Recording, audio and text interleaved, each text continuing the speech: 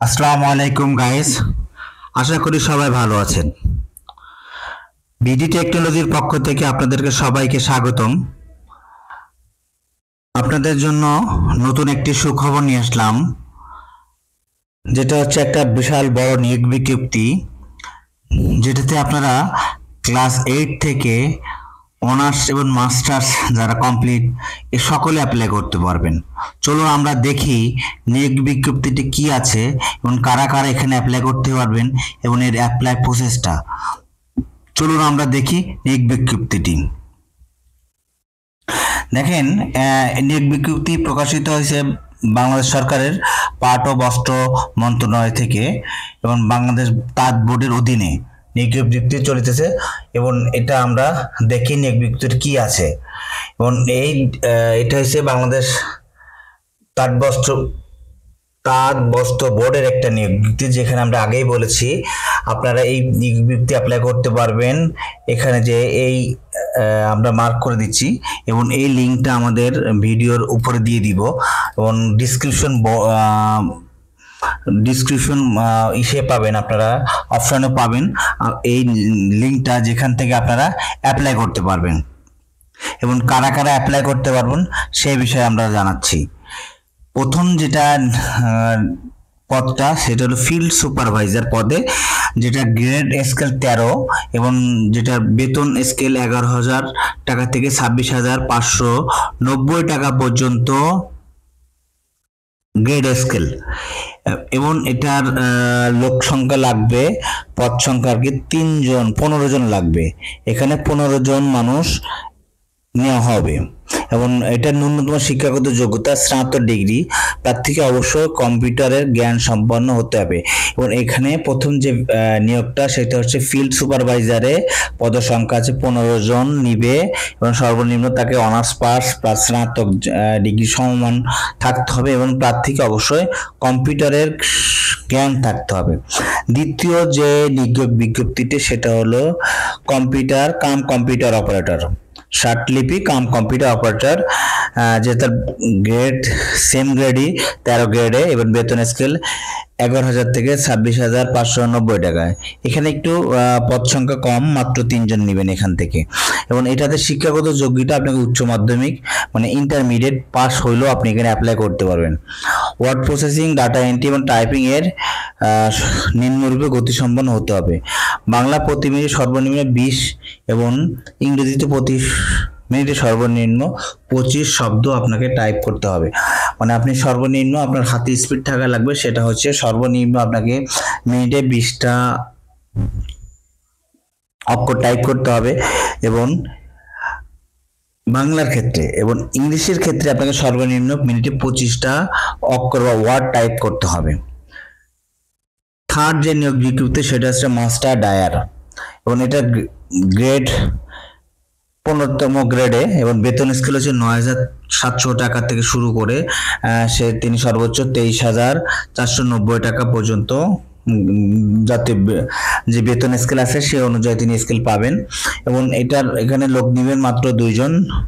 ন্যূনতম textile certificate course pass এবং সংশ্লিষ্ট ক্ষেত্রে 3 বছরের অভিজ্ঞতা অথবা এসএসসি বিজ্ঞান বিভাগে সংশ্লিষ্ট ক্ষেত্রে 3 বছর অভিজ্ঞতা অথবা এসএসসি বিজ্ঞান বিভাগ সংশ্লিষ্ট ক্ষেত্রে 5 বছর অভিজ্ঞতা এবং প্রতি ক্ষেত্রে প্রার্থীকে প্রশিক্ষণ দান সক্ষম হতে হবে। এবং মানে এখানে যাদেরকে নেওয়া হবে সেটা হলো মাস্টার, উনি ওনার যেখানে উনি জব হবে সেখানে উনি ট্রেনার হিসেবে চাকরি নেবেন এবং তাকে সর্বনিম্ন টেক্সটাইলে একটা সার্টিফিকেট থাকতে হবে এবং সর্বোচ্চ এইচএসসি মানে সর্বনিম্ন এইচএসসি বিজ্ঞান বিভাগ হলেও তিনি অ্যাপ্লাই করতে পারবেন। এবং ওনাকে অবশ্যই যারা নিয়োগপ্রাপ্ত হবেন, ওনাকে যারা স্টুডেন্ট হবে তাদেরকে প্রশিক্ষণ দেওয়ার অভিজ্ঞতা থাকতে হবে। চতুর্থ যে নিয়োগ বিজ্ঞপ্তি সেটা হলো অফিস সহকারী কম্পিউটার মুদ্রাক্ষিত। এটা গ্রেড 16তম গ্রেড, বেতন স্কেল 9,300 টাকা থেকে 22,490 টাকা পর্যন্ত। এখানে নেবেন 2 জনকে, অবশ্যই উচ্চ মাধ্যমিক মানে ইন্টারমিডিয়েট পাস হতে হবে। Word processing, data entry, typing এ নিম্ন গতি থাকতে হবে। এর আগে যেটা দেওয়া হয়েছে এখানে একটু কম আছে, প্রতি মিনিটে 15টা ওয়ার্ড এবং বাংলার ক্ষেত্রে, ইংরেজি ক্ষেত্রে প্রতিটি 20টা ওয়ার্ড ওনাকে টাইপিংয়ের অ্যাবিলিটি থাকতে হবে। পঞ্চম যে নিয়োগটা সেটা হচ্ছে তাঁত, দক্ষ তাঁতি নেবেন, যেটার বেতন স্কেল 16 গ্রেডের এবং স্কেল 9,300 থেকে 22,490, উপরটা এটা সেমি। চতুর্থ এবং পঞ্চম নিয়োগটি এখানে একজনকে নেবেন, অষ্টম শ্রেণী পাশ হলে উনি সেখানে অ্যাপ্লাই করতে পারবেন। সুতা হতে কাপড় তৈরি পর্যন্ত বিভিন্ন প্রক্রিয়া সম্ভবত বাস্তবতা অভিজ্ঞতা থাকতে হবে। এবং এখানে যারা একটা কোর্স আছে CHPSG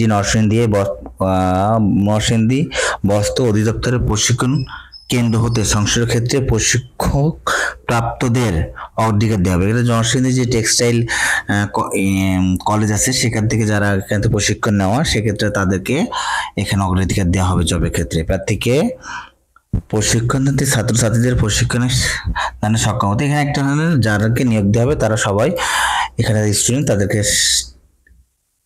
টিচিং দিতে হবে, মানে শিক্ষক হিসেবে উনি যারা প্রশিক্ষণ নিতে আসবেন তাদেরকে শিক্ষকতা করতে হবে আর কি।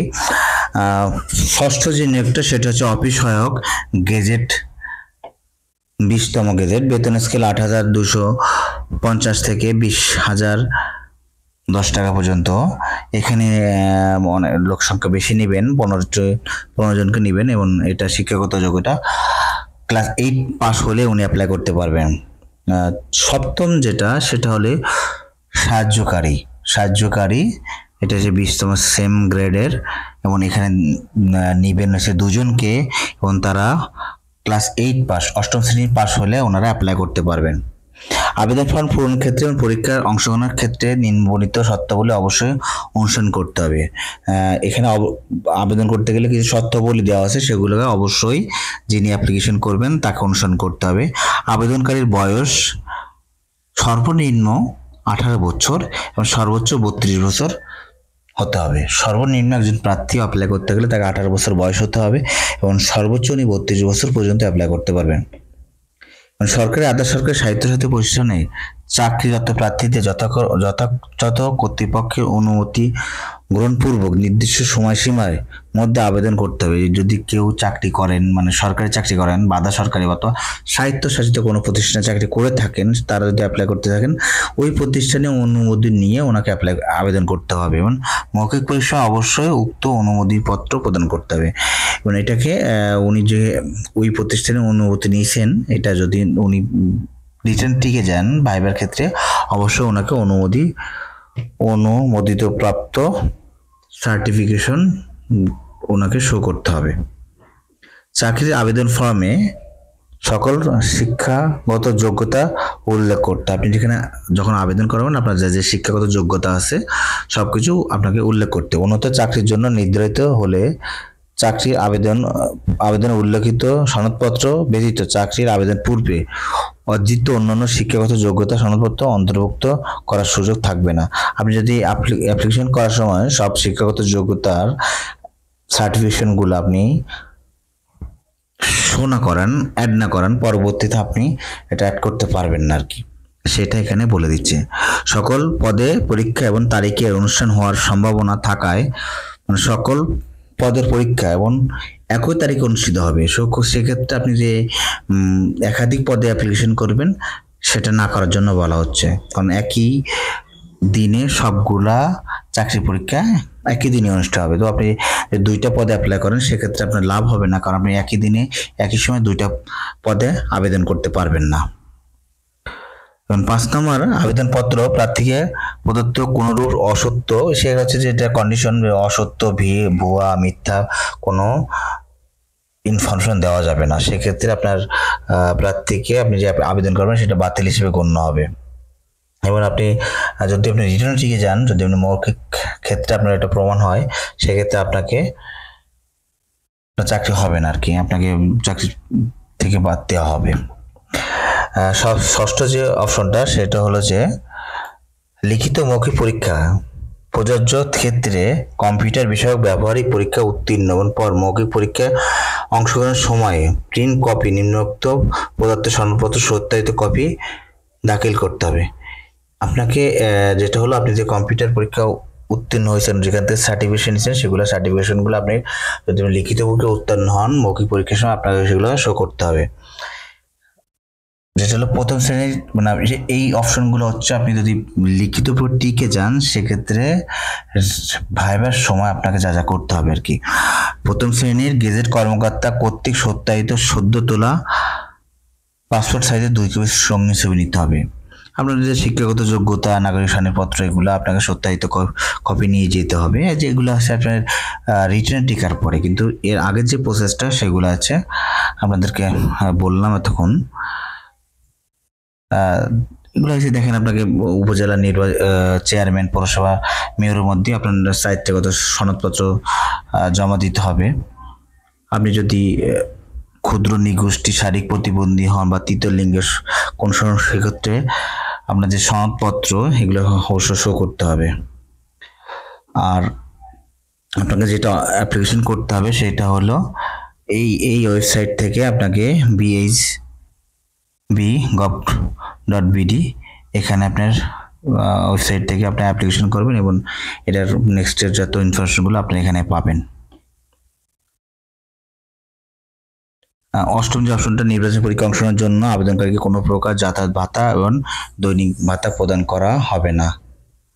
এটার জন্য আপনি অ্যাপ্লিকেশন করার পরে আপনার পরীক্ষা দেওয়ার জন্য কোনো ধরনের সরকার থেকে কোনো ভাতা দিবে না। এগুলো যে নর্মালি প্রসেস যেটা হচ্ছে দেওয়া থাকে এটা দিতে হবে, তাই দিচ্ছে। এগুলো আসলে তেমন কিছু না, এটা ফর্মালিটি যেগুলো রাখার দরকার রাখছে। কিন্তু মেন অপশনটা হচ্ছে আপনারা অংশগ্রহণ ইচ্ছুক আপনাকে অবশ্যই এই যে গভর্নমেন্ট ওয়েবসাইটটা, এই ওয়েবসাইট থেকে আপনি অ্যাপ্লাই করবেন। আমরা অবশ্যই আমাদের ভিডিওর উপরে দিয়ে দিব এবং আমাদের ডিসক্রিপশন বক্সও থাকবে, আপনারা সেখান থেকে দেখে নিতে পারেন।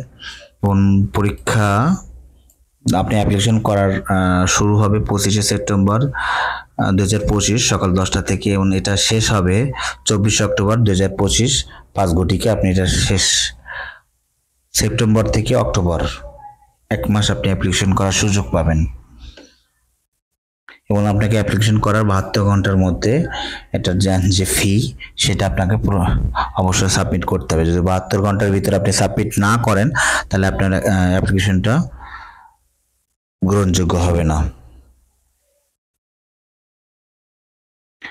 এটার ফি বাবদ আপনাকে 100 টাকা, আপনার 100 টাকা দিতে হবে এবং সেটা টেলিটক চার্জ, এটা আপনি বিকাশ আদার্স অন্যান্য সিম থেকেও দিতে পারবেন।